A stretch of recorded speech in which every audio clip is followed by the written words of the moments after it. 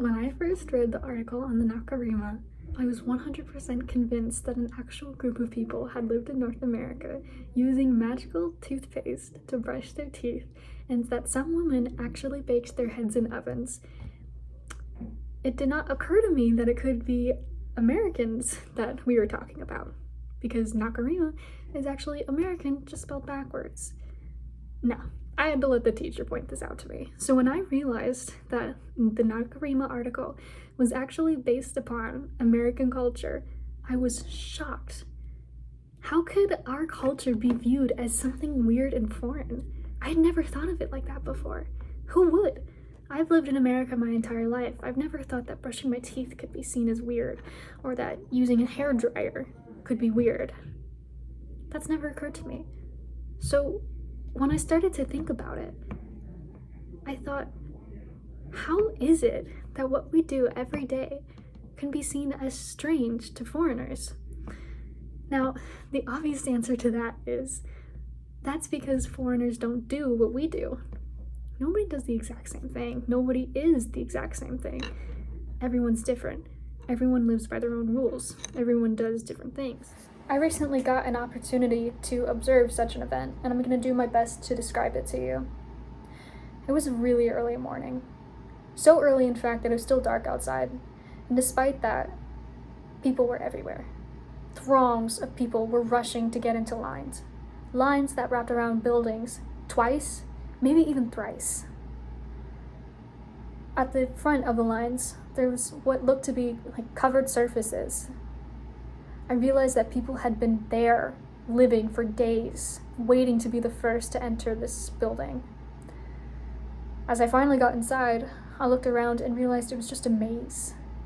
A maze littered with strange objects, things I had never seen before.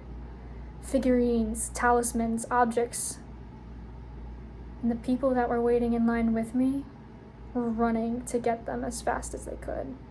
It wasn't enough to grab one. They just collected as many as they could find, pushing, screaming, fighting, kicking everyone else who had been in line with them, just to get to their thing first.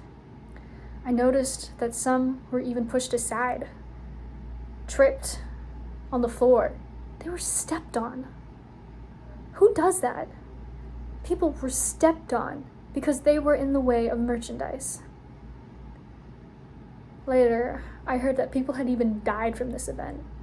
They were stampeded.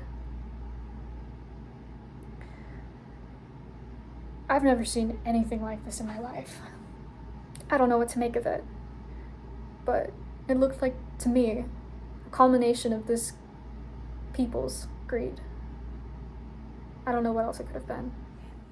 This event that I just described to you is an actual, real-life thing that happens every year in American culture, and it's called Black Friday. Now, this is because in Philadelphia in the 1960s, cops had a really, really long day. You see, on Thursday is Thanksgiving, which is another American holiday, and Saturday is the Army-Navy football game, which happens every year in Philadelphia. Because of that, Friday was a big day for police officers because they had to deal with tourists coming in from everywhere, flooding into Philadelphia trying to buy out stores, along with shoplifters, bad weather, bad traffic, and really, really long hours. So, altogether, they decided this day should be called Black Friday, as in misfortune.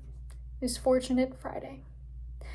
Anyways, the stores finally caught on to the fact that this day could be marketed because they make so many sales. Black Friday equals big sales.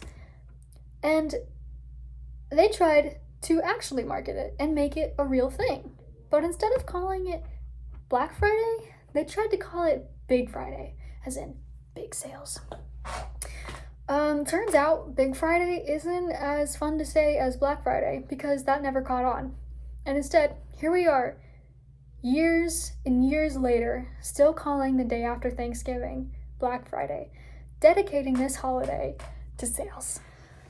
So obviously Black Friday has changed a bit from the 1960s when it was just called that because police officers were having a bad day, to what it is now, which is a holiday that is dedicated solely to sales. I would argue that Black Friday is actually detrimental to our society. I don't think it's doing much to help. Yes, it's nice because you get to buy a bunch of stuff for cheap. Everything's on sale. You get to find whatever you need. Oh, maybe I can get a Christmas gift for this person, or maybe I can just get myself an early Christmas gift. I agree that that's pretty cool. But I'd say that it's not what we need. It's not great. Especially considering the fact that it follows Thanksgiving Day, which is dedicated to being grateful and being surrounded by family. Whereas Black Friday, you're surrounded by strangers and you're thinking about what you need, where you can get it, and how to beat other people to it. So, all in all, despite the fact that History.com says that police officers were having a bad day, just one Friday out of the year, I'd say that it's becoming a bad day for all of us, just because we can't focus on what we truly need anymore. There you go.